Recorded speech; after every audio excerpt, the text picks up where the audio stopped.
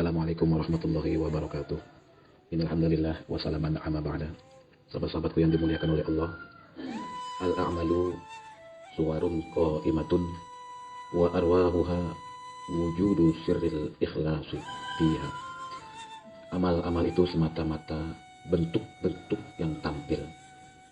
Adapun ruh yang menghidupkannya adalah hadirnya sir, ikhlas, cahaya ikhlas padanya. Alkisah suatu hari saat Rasulullah Shallallahu Alaihi Wasallam sedang berkumpul dengan beberapa sahabatnya, datanglah seorang wanita kafir membawa beberapa biji buah jeruk sebagai hadiah. Rasulullah Shallallahu Alaihi Wasallam menerimanya dengan senyuman gembira. Lalu mulailah jeruk itu dimakan oleh Rasulullah dengan tersenyum.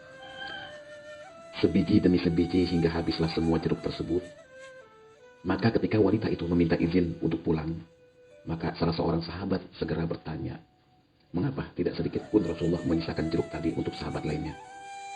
Rasulullah SAW pun menjawab, tahukah kamu sebenarnya buah jeruk itu terlalu asam sewaktu saya merasakannya pertama kali.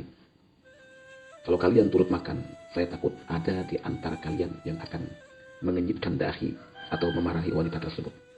Saya takut hatinya akan tersinggung. Sebab itu saya habiskan semuanya. Akhlak yang agung seperti ini tidak dapat dipoles di permukaan. Tapi semata-mata karena ada cahaya ikhlas yang sudah tertanam di dalam hati. Sikap dan perilaku adalah cerminan hati. Dalam sebuah hadis qudsi Rasulullah SAW bersabda, aku pernah bertanya kepada Jibril tentang ikhlas. Lalu Jibril berkata, aku telah menanyakan hal itu kepada Allah. Lalu Allah berfirman, ikhlas adalah salah satu dari rahasiaku yang aku berikan ke dalam hati orang-orang yang kucintai dari kalangan hamba-hambaku. Hadis qudsi. Sir secara bahasa artinya adalah rahasia. Secara hakikat sir adalah cahaya khusus yang Allah berikan kepada seorang hamba yang dia cintai. Sebagaimana diungkap dalam hadis di atas. Tidak ada amal-amal yang agung dapat tegak kecuali Allah telah menanamkan ruh berupa cahaya ikhlas yang dapat menghidupkan amal tersebut. Sebagaimana akhlak-akhlak yang tinggi yang ditampilkan oleh para nabi, para rasul, serta hambanya yang dia cintai, adalah karena ada ruh-ruh yang menghidupkannya. Dan itu berupa sir atau cahaya ikhlas yang menyala di dalam hati. Amal ialah gerak badan lahir atau hati.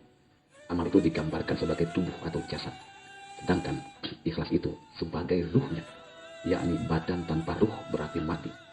Amal lahir atau amal hati itu bisa hidup hanya dengan adanya ikhlas.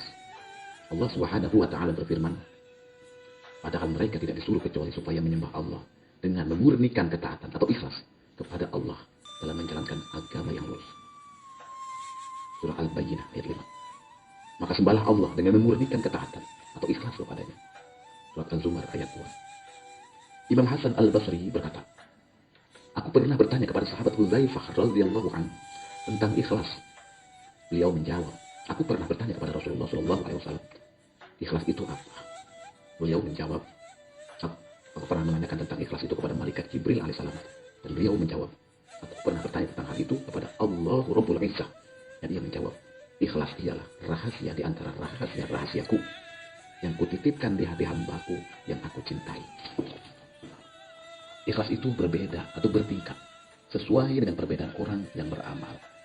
Keikhlasan orang yang bersungguh-sungguh dalam ibadah dan amal perbuatan itu telah bersih daripadanya yang nampak ataupun yang tersembunyi. Sedangkan tujuan amal perbuatan mereka selalu hanya pahala yang dijanjikan oleh Allah kepada hambanya dan supaya diselamatkan dari nerakanya.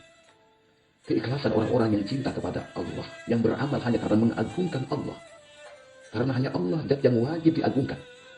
Tidak karena pahala atau selamat dari siksa neraka. Sayyidah Rabi'atul Adawiyah bermunajat kepada Allah. Ya Allah, saya beribadah kepadamu bukan karena takut nerakamu. Dan juga tidak karena cinta dengan surgamu. Perkataan ini masih menganggap dirinya yang beribadah atau mengaku bisa beribadah. Keikhlasan orang-orang yang sudah ma'rifat kepada Allah. Mereka selalu melihat kepada Allah. Gerak dan diamnya, badan dan hatinya. Itu semua atas kehendak Allah. Mereka tidak merasa kalau bisa beramal kecuali diberi pertolongan oleh Allah Subhanahu wa Ta'ala. Tidak sebab daya kekuatan dirinya sendiri.